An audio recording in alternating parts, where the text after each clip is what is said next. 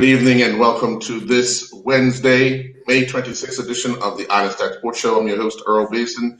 We're all waiting. He's probably licking his wounds from his team just recently getting defeated, Juggling Jay. And we are joined by the Minister of Sport, Dr. Ernest Peets. First of all, sir, welcome. Thank you very much for the opportunity to come on and share or give some sort of clarity to where we are, where can we go, and how can we get there. I know today in the Senate you made an announcement or made a speech regarding where we are. What were some of the high points that you pointed out to not only the members of the Senate, but to the public on a wider scale? Yeah, thank you so much for the invitation, and good evening to your audience, and hopefully Juggling Jay will join us shortly. We really felt it important, from a ministry point of view as well, from a personal point of view, to particularly as Minister of Sport, to really sort of address the country from our heart about where we're at regarding the return to play and what it's really been like for athletes as well as those who engage in recreational sport over these last couple of months, maybe even last year. So one of the things we wanted to do was highlight the fact that we do understand that the pandemic has really upset a lot of things in our country regarding the economy. But as it relates to sports, we certainly are missing the opportunity to compete, missing the opportunity to be out there at a recreational level. And we understand how important that is emotionally, spiritually, and physically for the overall development and well-being of our people. So we wanted to highlight that as well as to give the country some hope that there is light at the end of the tunnel. I really want to congratulate the country for their patience, their resilience.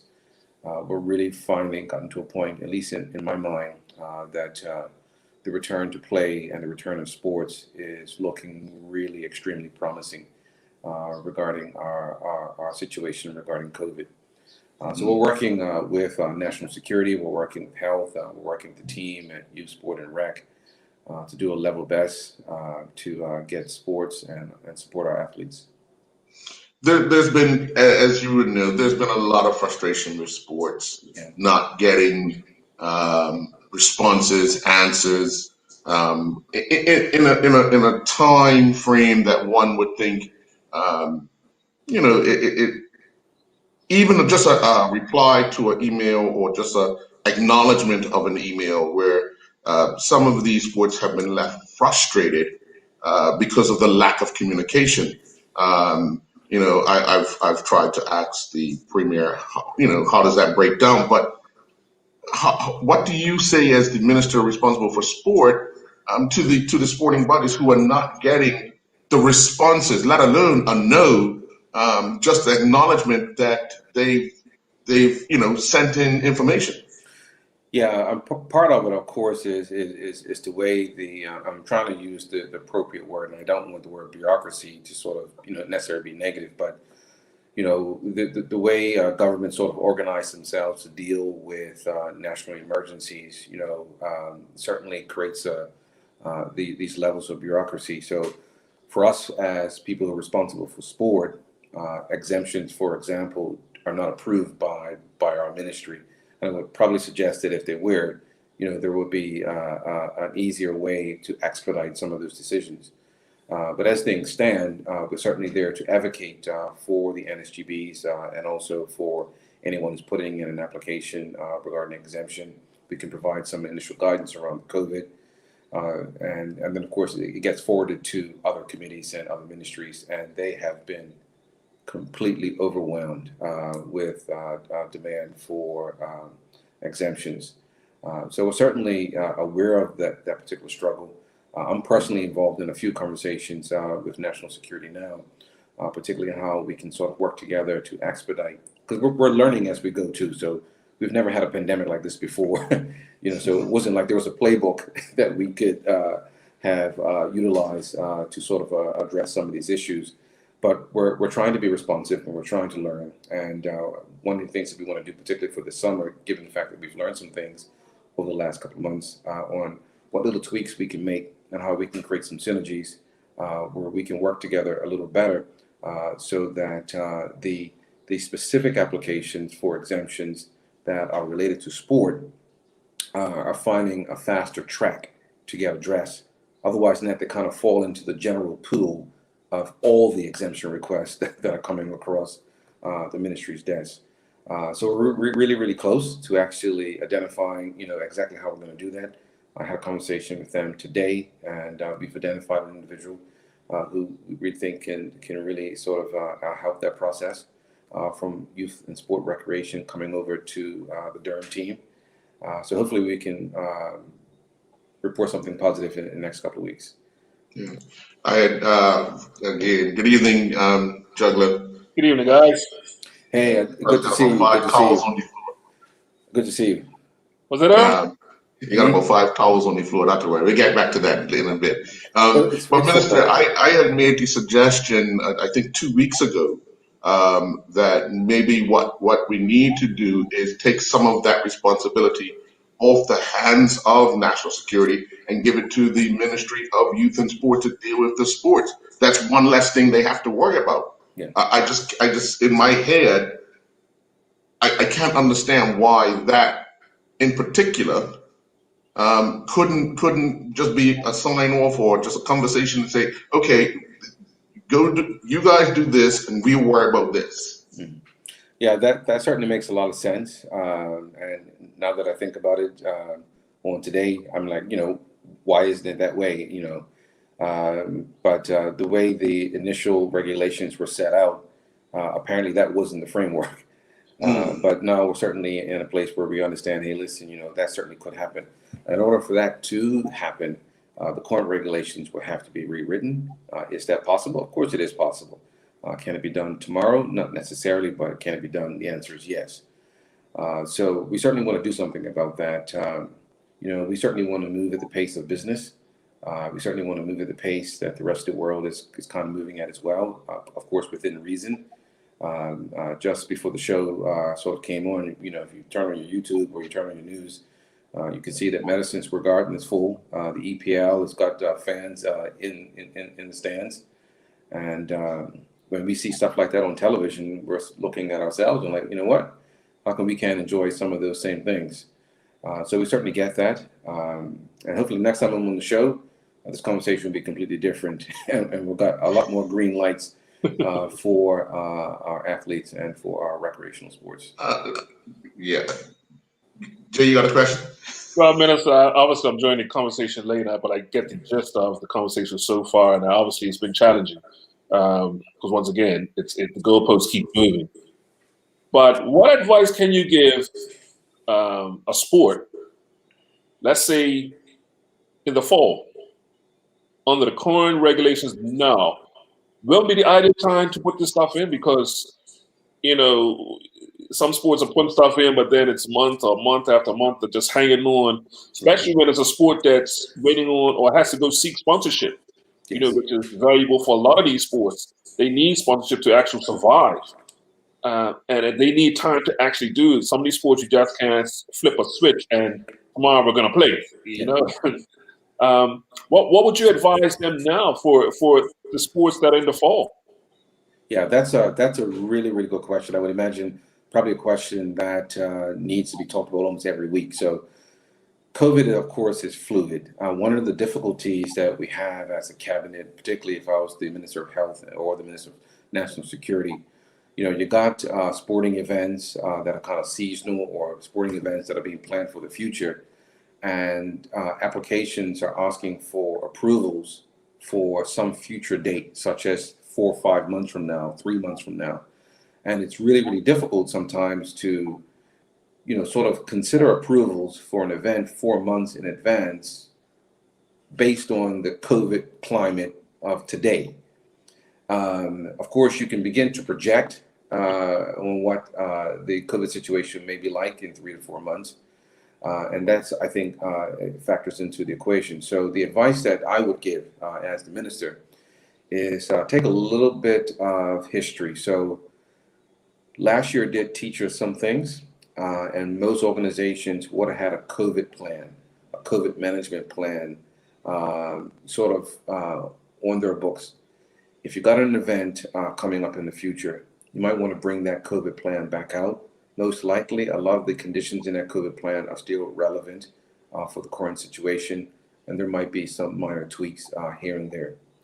Second, reach out to Macy O'Dill as soon as possible. Start that dialogue, start that conversation.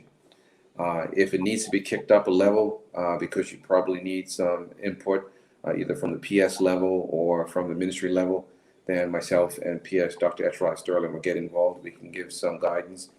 She was the former PS for health, so no one really knows the health COVID guidelines and what health will be looking for any better than the PS that we have. And if there are any red flags, it will be easy for our department to kind of figure out what those red flags are. That helps that application to then get into the larger queue for approval through the DERM team. But having said that, Earl was actually right with his recommendation and suggestion that we might want to begin thinking about, hey, listen, you might want to make applications for exemptions germane to the ministry.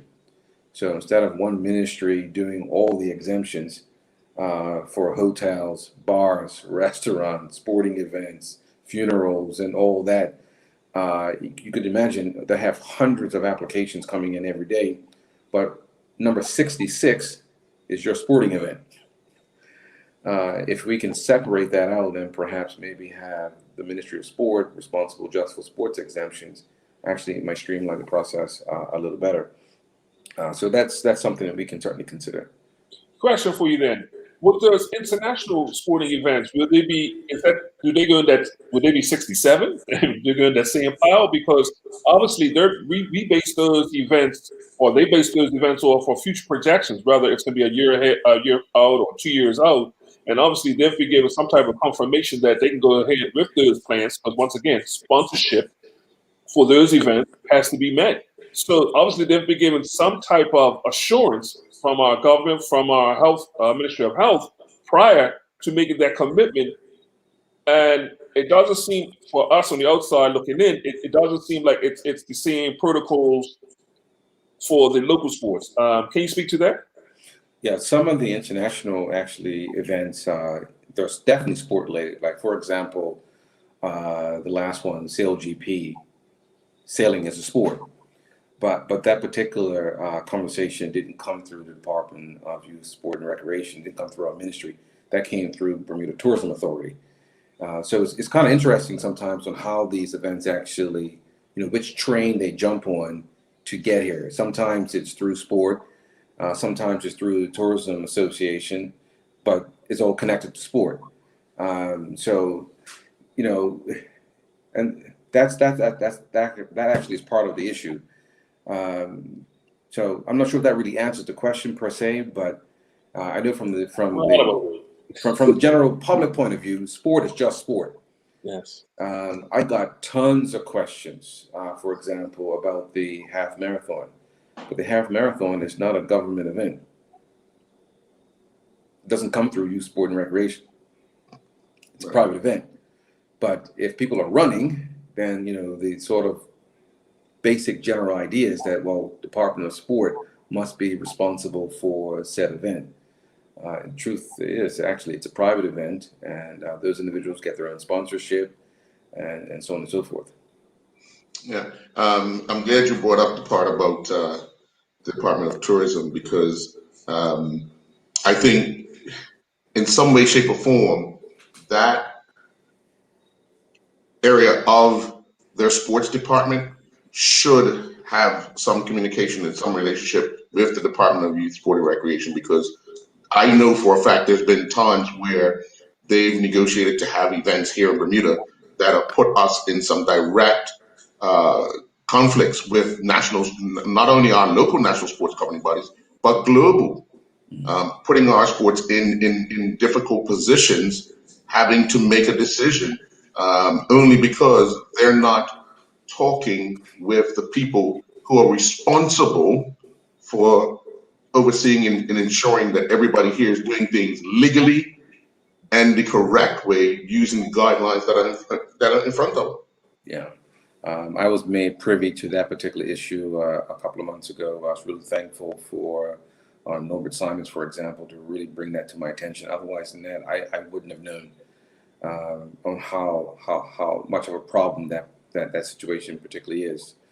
So it's really, really important for international events, whatever sport it is, for it to actually liaise with the local governing bodies in order to sanction said event. But sometimes that communication is not forthcoming, and sometimes it doesn't happen at all. We're going to take a quick commercial break, but when we come back, obviously the biggest topic is, can you shed some more light on Cup Match? We'll be right back. Sure. For almost 150 years, John Barrett & Son have been the home of Bermuda's best beverages. And they are proud to offer us the sparkling portfolio of Sunkist sodas with their refreshing rainbow of fruit flavors. Sunkist has flavors that nostalgically remind us of the bottled soft drinks we used to call minerals. The colorful thirst quenchers that are perfect for a beautiful summer's day. This month we're featuring the original Sunkist Orange Soda and new Sunkist Zero. Orange soda with no sugar and no calories. Lindo's, why go anyplace else? Welcome back. Well, Minister, last evening, the Premier indicated that St. George's Cricket Club was had in their possession a proposal, or tentative proposal, to host the annual Cup Match Classic. The president of St. George's Cricket Club, who only received the email about an hour before the press conference, made it clear that they had just gotten receipt of it and so forth. But where are we now? I mean, the Cup Match is due to be held in a matter of 7 weeks? Yeah. Where are we now from the government standpoint? And I say the government standpoint because we've got to jump through hoops to get first the health department on board, then national security, then your department. You know what I mean? Where are we now? Okay. Yeah. First of all, we're certainly committed. We certainly want Cup Match. I think the island needs Cup Match. I think emotionally, the country needs that kind of relief. We need to reward ourselves for all of this hard work that we've been doing in the last 12 months. Cup Match is within our reach, and I'm really excited about that. And I'll be really, really disappointed if Cup Match did not occur. I did have an opportunity to talk to Neil Painter this afternoon and his team, along with Youth Sport and Rec and our PS. And so the latest update is Cup Match is still being planned. We have a few things, a few details to sort of iron out. We also are under the gun regarding the clock. And I was really, really thankful for the conversation we had today, because as someone who is new, to politics, someone who's new to ministry and all these responsibilities, I have seen Cup Match from a spectator's point of view. I never would have understood how much work, how much logistical issues that go on behind the scenes to even plan said event. All my life, I would just show up, have some fish cakes, some fish chowder, play some Crown and Anchor, dance a little bit, drink a little bit, and just have fun, and have no idea on what it takes as an organization to pull that off, and to pull it off in a way that people remember.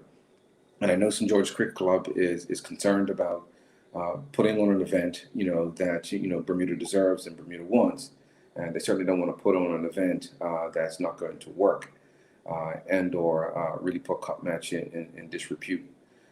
So today, Cup Match is still on. Tomorrow, we'll provide Neil and his team with the information that they need. It's our prayer, of course, that these resources that are required are received in time, so that his team can put on the event, so you and I can actually enjoy that this year. One of the biggest things, though, is that the sport of cricket has yet to be given the go-ahead to play. So there's no one training. There's no schedule done. We're like you said, we're 7 weeks away from Cup Match, where that will be 5 weeks away from Eastern County if they keep the dates the same. When can we see the forward movement of the sport that's going to feed into Cup Match? Yeah, so that's also the other part. So there are a lot of logistical issues that need to be put in place in order for Cup Match to occur as an event. But outside of the event, now you're talking about there's a sport on the cricket oval. That requires the conversation that we're having now. In order for that to happen, it's not really about money. It's not really about scaffolding or anything like that. That's really about the athletes now moving out of a COVID situation into a more favorable COVID situation so that clubs can have permission to go ahead and train. And then after that, the league can start, we can have county games, and then we can have the selection process for the athletes for Cup Match. So the teams are testing next week. We had hoped to get the testing this week, but the testing this week did not occur because a priority had to be given to May 24th for the Sinclair Packwood participants as well as the race participants. We only have one cohort of people who are testing. So they can only test so many people a day. So a lot of the resources for testing went to the event for Friday. Plus, we had to test everybody for the national sports event at 2:00 in the afternoon. So Youth and Sport has indicated to me today that testing for cricket will take place next week. That will be able to put them into phase 3. The league should be getting started on or around June 19th. Okay. All right. Being that you mentioned it, how are things going for that event on Friday at the National Sports Center? How many people do we have that have signed up? Well, I got information today that registrations for the event were slow. And what's important for me, what I think it's important for Cabinet, what I think is important for the Premier, as well as the government, after all of this work with COVID, having the ability to have this event is important, but it doesn't make sense if the event is happening and there's no one in the stands to enjoy them. So hopefully tomorrow morning we'll get an update from PTIX on what those registration numbers look like. Hopefully either tonight or tomorrow, those registrations will continue to pour in. We have a fantastic lineup of individuals ready to really put on their Bermuda pride. So we're hopefully that those numbers will come up. I did release a statement today that we're going to open up the tickets to the general public. So it's not just essential workers, it's also anyone who's interested in attending. Jay? Minister, 2 questions, probably lengthy. The first one is the initiative that will be coming from the Premier about the Safe Key initiative regarding events. But then I heard that going into the next stage, we might not be using the Safe Key initiative. Going forward, because like I said, we're projecting. So when it comes to these big events, are some of these events being held up because we want to put that initiative in place, but then come June 6th or whatever, if we go into the next phase, that is not going to be, to be null and void? I mean, how do we manage that? Well, Safe Key actually is fast tracking. So when we first conceived Safe Key and I heard about it for the first time, I was like, man, I wish we would have this last year.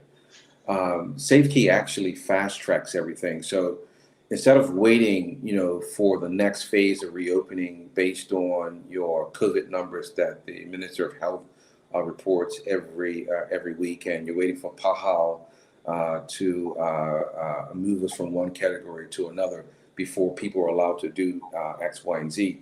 Safe Key allows us to do those things before that particular transition occurs. So going forward, most of these events will probably be Safe Key events, which is basically, hey, it's safe if you're immunized, it's safe if everyone has tested negative. And if that be the case, then you know what? Let's go ahead and allow the economy to reopen and let a little bit of normality come back. I see Safe Keys being here for the duration of the summer. So going back to Cup Match, and regarding safety also, we're going back to Cup Match. So talking about Cup Match now, we're probably going to have limited amounts of spectators, right? Obviously, well, let's get something on the table first. Is Cup Match? You talked about some of the sports it wasn't backed by government. Take for instance the CLGP. Is Cup Match backed by the government? So backed by government officially, I guess the answer is yes and yes. We certainly would like to see Cup Match occur. It's been the practice of government. I think this is across administrations. It doesn't matter if this is UBB, OBA, or PLP government. Usually there's some type of grant request from either Somerset or St. George's for Cup Match. And the governments have always assisted with that. That partial sponsorship is something that this government is committed to as well. The event is approved right now for 50% capacity. So, what 8,000, 9,000 people may come to Cup Match. So half of that will be approved for this event. That's an interesting number to come up with because it'll be interesting to see how the clubs decide of 20,000 people who want to go, who's going to get one of those comfortable tickets. So in saying that, obviously we're behind the 8 ball, and let's go back to talk about money because finances, obviously the lack of sponsorship, when it's gonna be hard to probably drum up majority of that sponsorship. You have mentioned that government does offer, supports the clubs via grants, but were you expecting a bigger number, more support, and even probably go across ministries? So I'm not exactly sure, how much is needed or required. That's something for the organization to sort of come up with, and we'll certainly take that under consideration. It's just really unfortunate for the clubs, particularly St. George's at this moment. Cup Match, I've been told, takes about 9 months to properly plan, and we certainly don't have that. We're down to weeks, and then until you actually know how many people that you can have, it's really hard to determine how many hot dogs and how many hamburgers you need and all the other things that go along with that. So I certainly had a deeper appreciation, for the complexity and the stress and the organization that goes behind putting on these events. And these are volunteers. These clubs are made up of volunteers, who are giving up their time to make all this happen. So hopefully, I would be disappointed if Cup Match didn't occur. I'd be lying if I didn't. But do I want Cup Match to happen? Am I willing to do whatever it takes to sort of make that happen? The answer is yes. See, the thing is, because you're in sports, you see the need to push it faster. But there's other departments within government that don't see the urgency.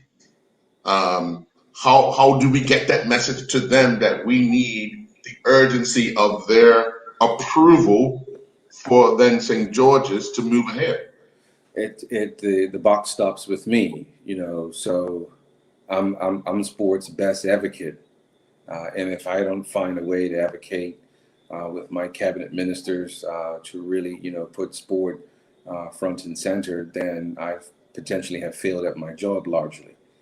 So it's really difficult that, as a country, you've got so many sectors of the country that are all vying for the same attention and the same resources, so, but I have to find a way to advocate, hey, listen, as much as Front Street and our business owners need, to get some things going for them, our sports and our athletes need the same attention.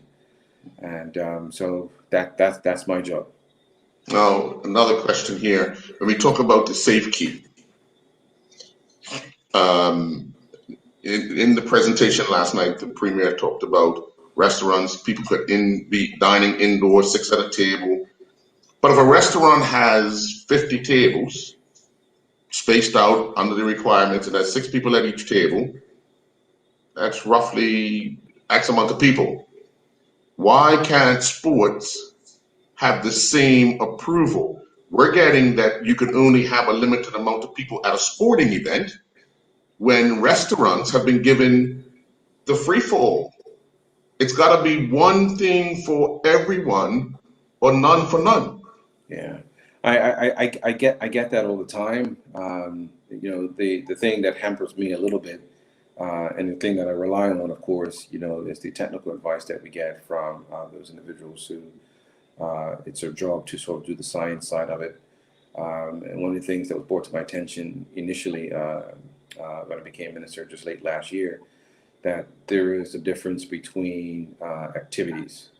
Not only is there a difference between activities in sport, there's also a difference in contact sports and non-contact sports. And when you're also talking about restrictions, for example, people make some arguments about, well, I can't do this at the training session, but I can have this many people in the grocery store. And to me, it just seems a little, doesn't really make a lot of sense. And when you sit around the cabinet table, and we're having these discussions, we certainly understand those things. But the truth of the matter is, there are some things that are essential and there are some things that are non-essential. Important, but perhaps non-essential. So we're definitely not going to stop people from going to the grocery store because that's essential.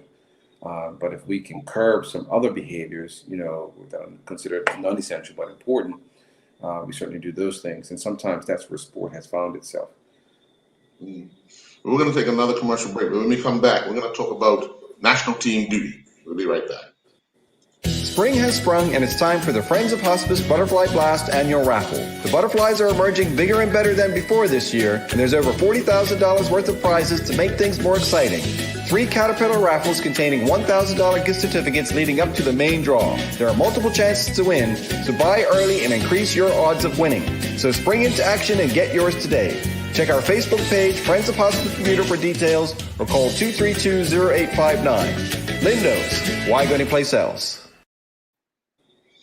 Minister, as we know, people have chosen not to be vaccinated. Then you have people who are ineligible to be vaccinated. But we have some of these people who are in line to represent the country. Now, the government has mandated that anyone returning that is unvaccinated will, if they test positive or even if they don't test positive, they are mandated to quarantine at a hotel and pay. How do we get that message across to someone who has thrown their blood, sweat, and tears for the country, and then they come back and it's kind of a slap in the face? Because that's how some athletes will look at it. Yeah, that's really unfortunate, and I get those calls all the time, and it does bother me. It does hurt. But the priority right now for the government, of course, is the safety of the economy, the safety of its own people, and whatever we can do to safeguard our borders protects what we're trying to do inside of our borders. So an aggressive stance at our borders, we believe, is a really, really important thing to do regarding our overall plan to manage COVID. One of the things that I want to share regarding that comment and question is actually tailored or connected to the previous conversation that we had. I would love, as minister, because no one knows how long they're going to serve as minister. I love before that I give up that seat or the seat is given to someone else to do at least one thing, and that is try to move the needle of the psychology and mindset of Bermuda from sport being recreational to being elite and professional. Because if, from a philosophical point of view, if you see sport as just recreational, then it's going to get recreational attention. Mm-hmm. It's not going to rank very high on the national agenda. When sport is seen as professional, it then changes the whole dynamic and the whole conversation about how we're going to prioritize how we make decisions.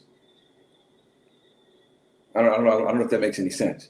Okay. It does. Right. It There does. are some countries who actually take this particular sport, whatever sport it is, it is professional, and it's a part of our national plan. Mm-hmm. And whatever exemptions we need to give to that particular sport in the midst of a crisis, Mm-hmm. that's what we're going to do without question, because we have a different philosophical mindset. Right.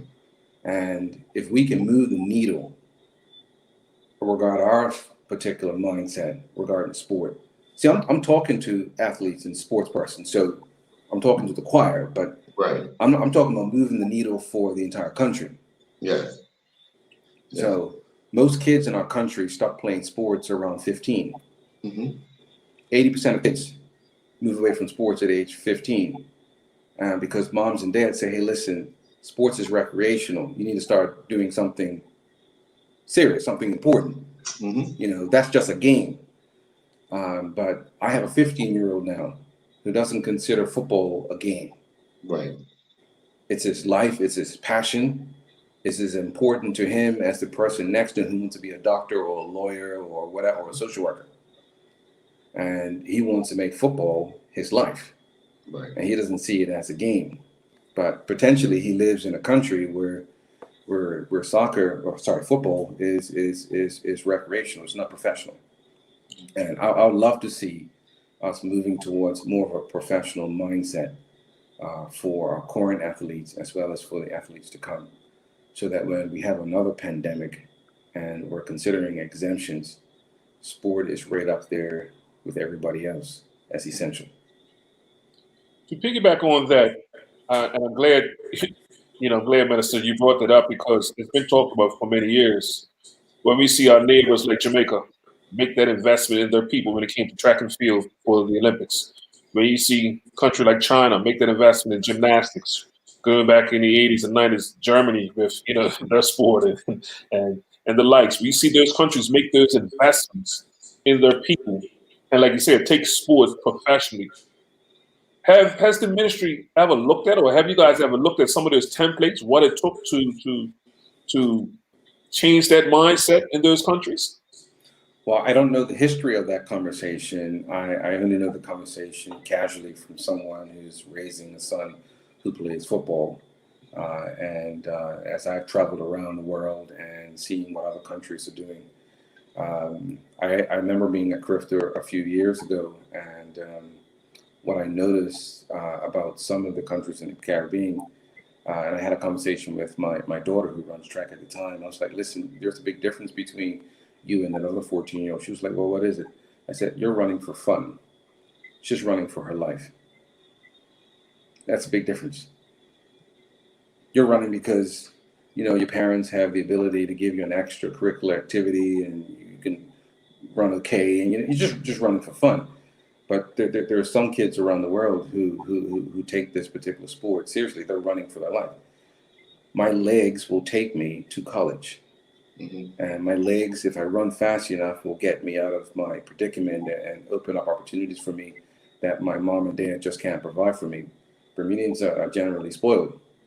So my daughter doesn't have to run and make CRIFTA time because dad's going to pay her college tuition anyway.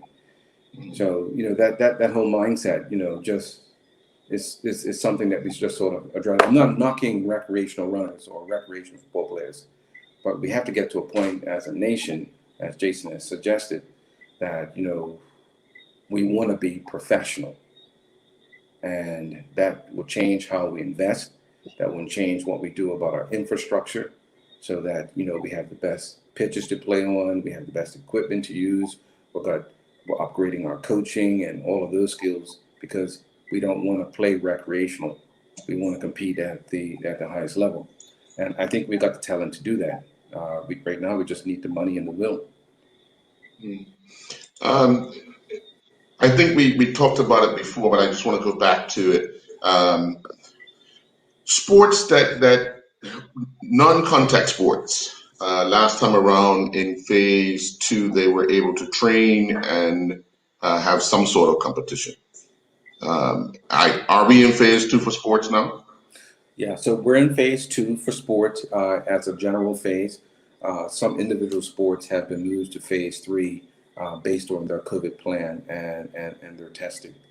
Hopefully, we'll move to phase 3, perhaps the first week of June.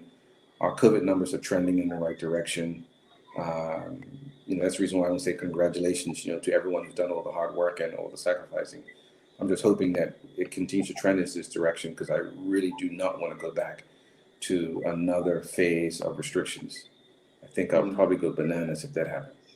Well, we see everyone else around the world kind of returning to normal. I mean, in the U.S., you see, fans returning inside stadiums. They're in restaurants, no mask on. COVID's going to be here forever and ever. Amen. If we keep talking about going back into a lockdown, I think that's a scare tactic to try and get everybody to toe the line kind of thing. What we need to do is, listen, if you choose not to be vaccinated, that's your choice. But here are the repercussions in the event that you do. Yeah. So, I mean, the frustration for me, and I guess a lot of other people, is that we see a certain group of people being allowed to do something that we in Bermuda are told we cannot do right here in our country. And I think that's where the frustration comes. Yeah, right now I know the Premier has been drumming this in our ears for the last couple of days. We really want to start moving our attention to, post-pandemic crisis, on what the future looks like, and safety and other things, certainly give us an opportunity to get back to those things that you just mentioned. I, for one, certainly want that to happen as soon as possible.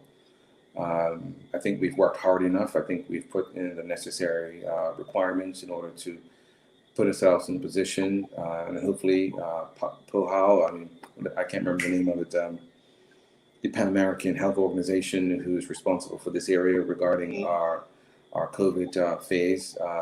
We'll see our work and our results, and we get to change. And then once we get to that phase, I think we can stay in that phase and we can move forward. COVID's going to be here forever. It's a coronavirus. So as long as you have a flu or, those flu types of things, COVID's going to be around. So we have to move away from crisis management to a more long-term philosophy and management for COVID. And I think our vaccinations and our testing regime have put us in a position where we can start doing that. Any final question, Jay? Before we get to the final one, I want to go back to the. You mentioned about resources and finances. Well, we make this last one, but I think I ask you this question every time you come on. So we're talking about finances once again. We're in a pandemic. We know the government's strapped for cash. Yes. Any word or any more talks on sports lottery? So I have brought that up on a few occasions. I haven't gotten a lot of traction regarding that. I did take a look into the new gaming betting bill that we recently passed today in the Senate. And when you guys brought it up last time, I did contact the Gaming Commission about that. And apparently at their level, the conversation had never gotten to that level. So it never got considered in the draft form. Potentially, if it takes traction, we certainly can add that in some future amendment. But Jason, I can tell you this: I wasn't old enough, but Earl might remember. I think it was John F. Kennedy. I think it was John F. Kennedy one time got up and made a national address to the nation of America that they wanted to put a man on the moon. Mm-hmm.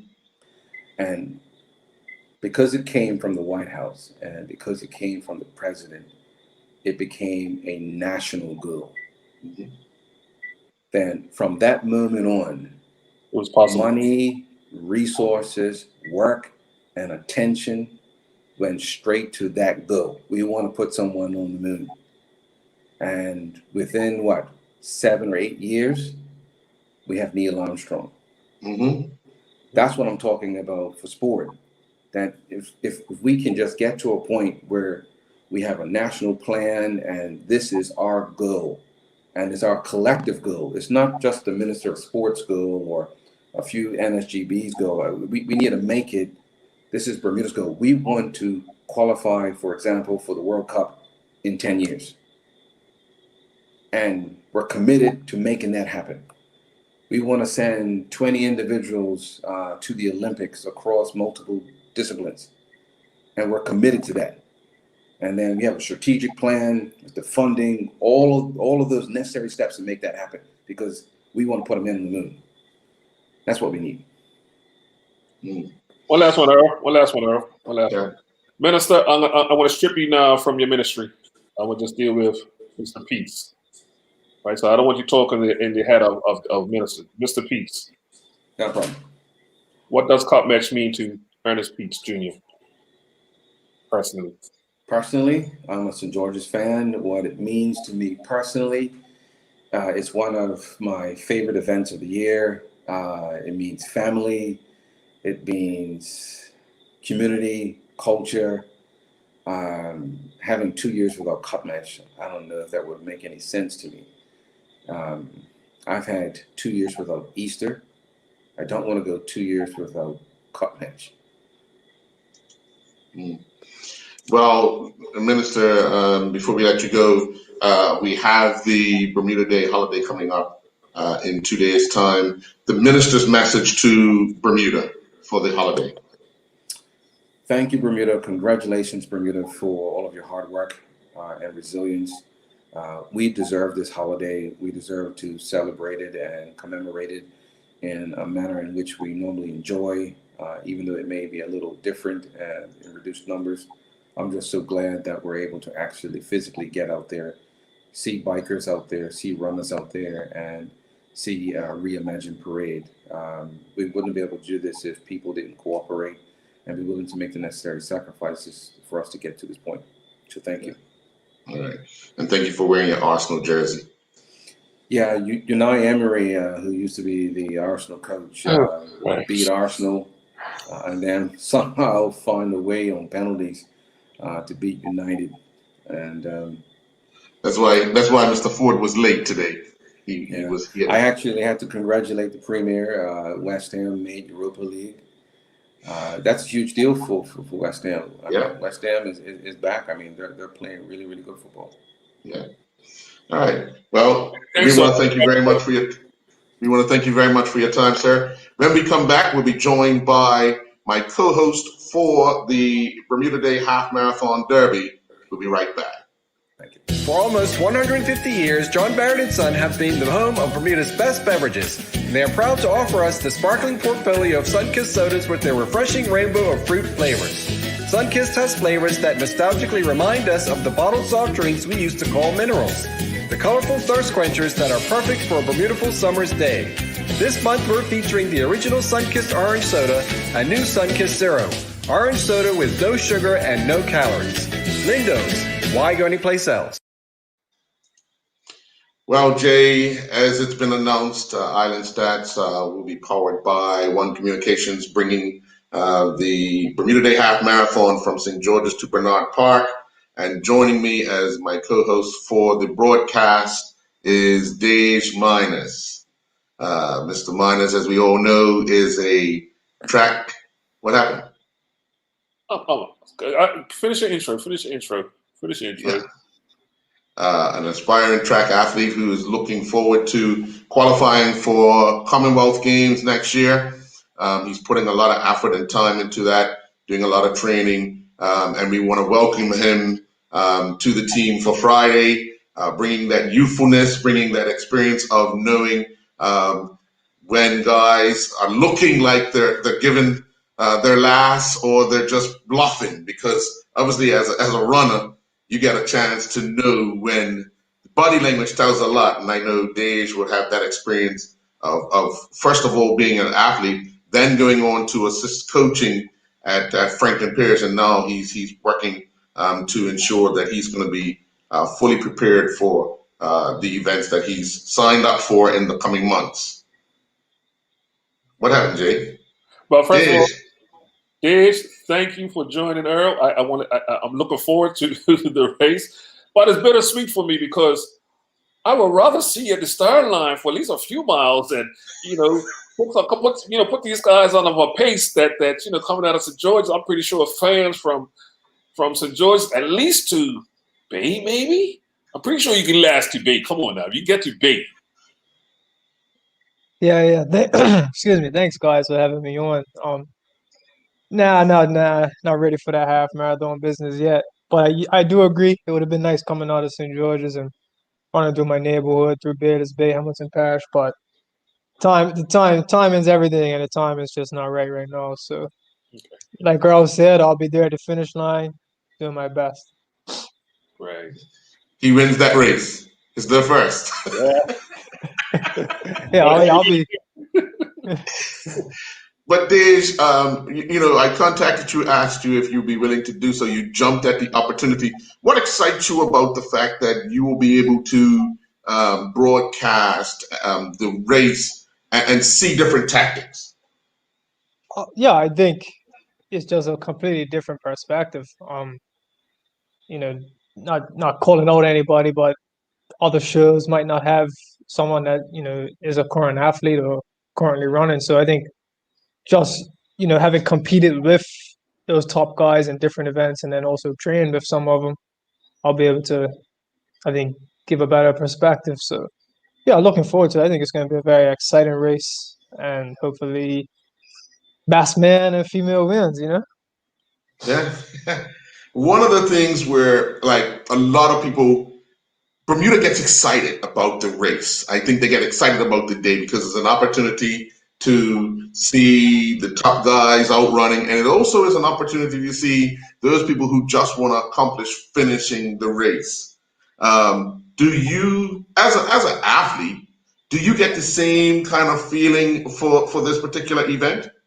Yeah. I would be lying if I said I didn't think about recently or even growing up wanting to run May 24th and win it.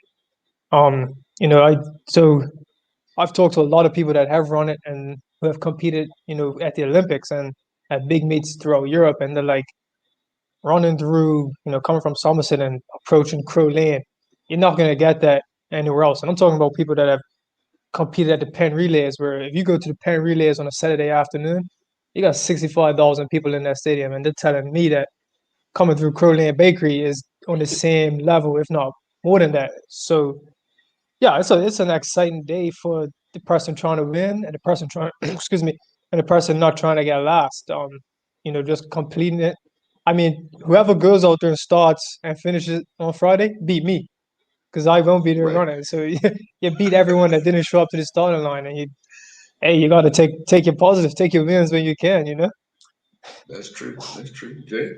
Have you had any conversations with some of these runners who are going to run this year who didn't run last year, and what some of the effects may be from not running, where they may have been in peak form last year compared to this year? Obviously, with the unknown if the race was going to happen or not, how does that affect some of these guys' training? Have you had any talks with you guys or ladies? So personally, for me, I've only really had contact with Chris. So just a little quick history. Chris and I have been training together since about January. So I guess I got a kind of a sneak peek on what type of fitness he's in. I'm not going to give away too much, but yeah, it's different. But I think for someone like him, he's run it a bunch of times. Like the nerves are starting to come, and hopefully the muscle memory and just having done it before.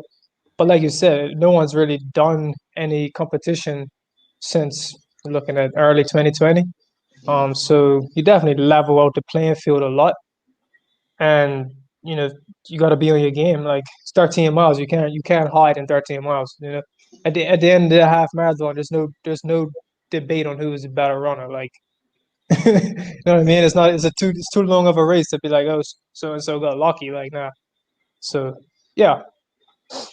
What is the danger of this particular race at this time without having races, even if it's a 5K before this race? What is the danger of having this now?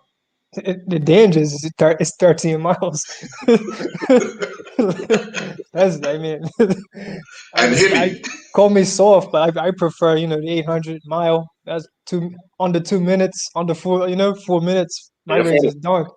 So yeah, the danger is 13 miles. And like I said, you come unprepared for a 13-mile race, you shouldn't have showed up. Like, so for me, that's a big danger. But again, just being in that competitive environment a few times before would definitely make you feel better as an athlete. And I'm gonna get that myself when I due to leave Bermuda June 15th and race on the 19th. I don't know how I'm gonna respond when that gun goes off. As you know, I haven't raced myself since early 2020. So yeah, I think for everybody, not having any competition is definitely gonna be a little bit of a shock, but the mind and the muscle memory will come back, and I guarantee you. And those guys that have run it a lot, when they get 3 miles in, they'll know, all right, yeah, it's time to work. Races on, you know.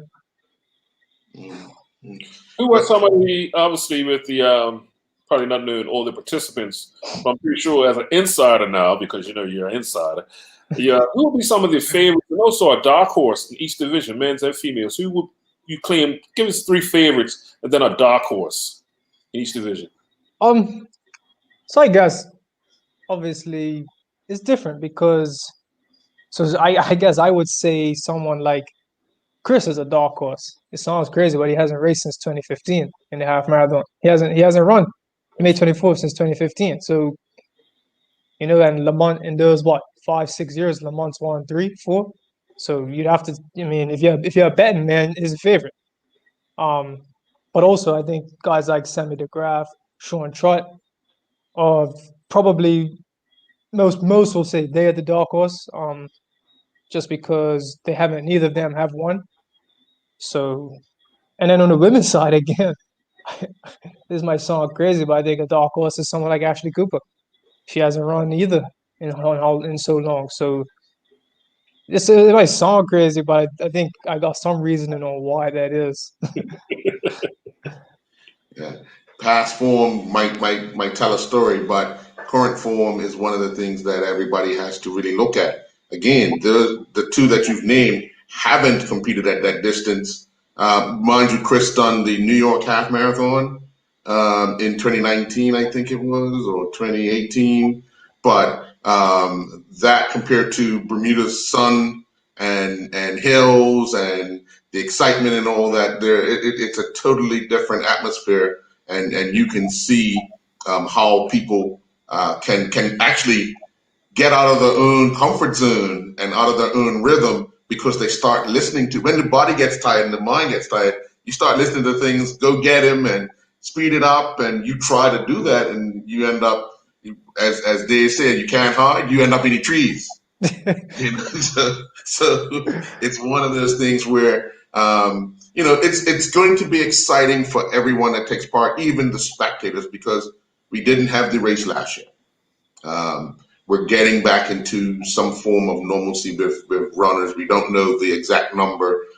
Today was the pickup. This evening was the pickup. So I guess tomorrow we'll get the list of who's running, the numbers and all. So, you know, all of that will build the excitement. And I know, as we normally do in Bermuda, the day before a holiday, it's a half day for a lot of people because they get into the mood of it's a holiday kind of thing. So, you know, Dish, I want to thank you. I look forward to working with you on Friday morning and having the opportunity to broadcast this race on One Communications as well as on social media.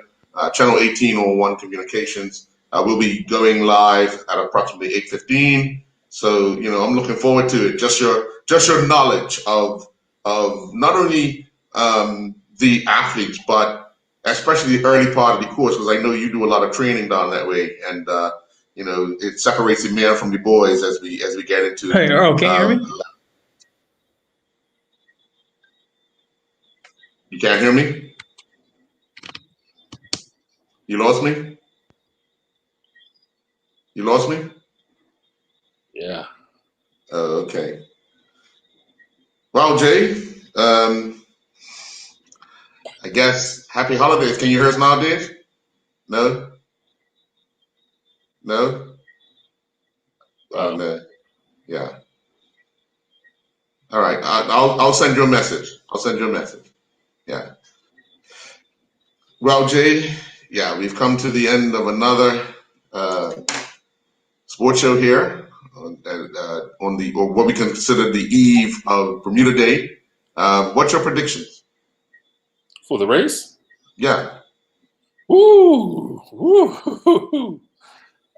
That's gonna be hard because I can't say I've seen Sammy, I've seen Sean. I think I've seen Sean a couple of times. I've definitely seen Lamont, but I haven't seen Chris. And once again, we haven't seen none of them compete. So I'm of the mindset to be a champion, you got to beat the champion. You gotta beat the champion, and the champion is Lamont Marshall. So being the champion, you gotta beat the champion. Okay, so your money is on Lamont and Rosanna, right? To be the champion, you got to beat the champion, and I'm not gonna disrespect them until they lose it. They lose it, which is a smart way to look at it. Yeah. So that's where I gotta go. Those that want to win have to put themselves in position to win. Put yourself in your position. And the first part is getting on the start line. Yeah, and we've seen guys pull out at the last minute also. So it's if you don't know who's carrying, and it's different things that can happen. One thing that we're gonna, and I think the last time I did check, the weather is gonna be pretty good. I don't think it's gonna be too hot or too humid. I could be wrong, but that's the last time I checked, and I think that was last night. But we all know those things can change come that day where it's a humid morning, maybe, or a shower here and a shower there. All those things will play a part in the race. So, what's going to be exciting as well, Jay? I believe although it's empty and just got crew on it, the cruise ship moves onto Front Street. Tomorrow. Yes. So coming down Front Street will have a kind of a flavor to it with a cruise ship there, and I guess the crew will be on the side looking over at all the festivities that are going on and the runners going through. I just think that's going to add an extra little flair to the race itself. I'm hoping somebody gets a drone shot of that image, because I'm just thinking that image is going to be such a great image. Just people, spectators on our special day, Bermuda Day. You see our runners come down there, and and our tourists sharing that experience with us. I think that's something that could be in magazines and you name it. Yeah. Well, let's see how it all turns out. Keep our fingers crossed, Earl. Next we'll be on after that the government press conference, which will be on the day before. Hopefully, we have some more encouraging news. I ain't putting no money on none of that. Well, I will say before we go, I will say the minister of sport, he's not oblivious to some of these problems that we see, that people have expressed to us. Right. And he stated it's up to him to get these issues to the front. Yeah. And if he doesn't do it, he's failed. And he said that. So I appreciate somebody who recognizes the importance of it, the urgency of it. But we know, and we've talked about this before, some people just don't see sport in the same light. Yeah. Yeah. And that's just the reality. So if anybody wants to hurl in the bag, as we'll say, hurl in the bag.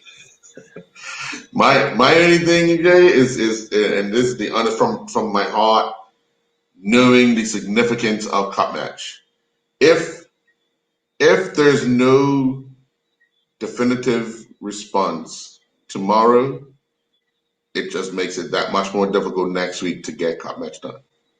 Because again, we haven't even had the players train. We haven't even had the players play a league game. We haven't had the outside of there's Cup Match the game and there's Cup Match the event. St. George's Cricket Club have to work hard to put it both together. And again, the minister said usually 9 months. We're talking less than 9 weeks. And let me help you out a little bit. Remember, the team has to be picked the week before. That's right. Yeah. It's even shorter. Hopefully next week we will have some even more news regarding Eastern County, because that's even coming up, and we're talking about a competition that started back in, I want to say, 1904 around Right. the time. So we're talking, these events are tradition, be 100 years. Yeah. It's hard for us to see why these don't take priority over some of these other events because they don't have the history or the tradition. But us, we see it, and so I think we have to keep banging the drum. We have to keep supporting these organizations, get this word out, because how much, not only as a game, because some people just can say, well, it's only a game. Mm-hmm. What it means to families, what it means to, well, we've heard the premier say it many times, not only the premier, but even the finance minister. Commerce time is the most money being Generated in the country, yeah. So we know that it means for the hotels and just people, and also just the mental and social side, a feel-good distraction. That's what sports does for people. It's a distraction. It's a feel-good. It's a burner, and that's what I keep arguing. And people, they can say whatever, but the bottom line is that without sports, reaps a lot of other social ills in this country. So, yeah. All right, buddy. See you at the start line on Friday. All right, there, buddy. Have a good one.